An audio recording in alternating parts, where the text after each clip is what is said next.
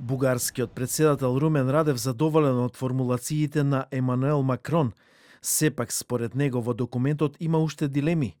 Радев вели, владиниот кабинет не успеа да изготви собствен предлог, па сега го поднесува францускиот. Му порача на премиерот Кирил Петков да биде премиер, а не француски курир.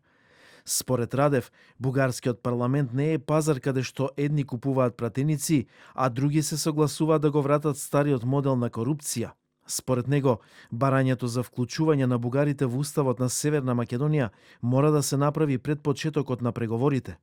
Предложенията на френското председателство са определено стъпка в правилната посока, но остават редица въпроси, които трябва да бъдат изяснени преди да се вдигне ветото. Не по-малко важно е да има ясни механизми и измерими критерии за изкореняване на десетилетната политика на дебългаризация, кражба и фалшификация на българската история, за възстановяване на разрушени паметници и знаци на българщината.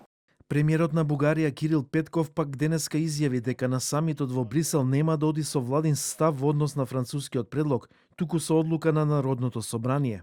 Ще кажа точно това, което казваме на вас. Докато не се вземе решение от Народното събрание, аз не мога да кажа да или не по тази тема.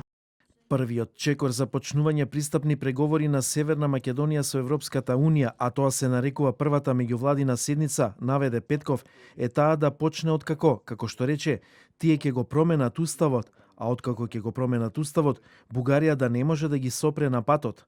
На нивна страна пак, да им се гарантира дека ние нема да си измислуваме по еден услов секои 6 месеци, рече Петков.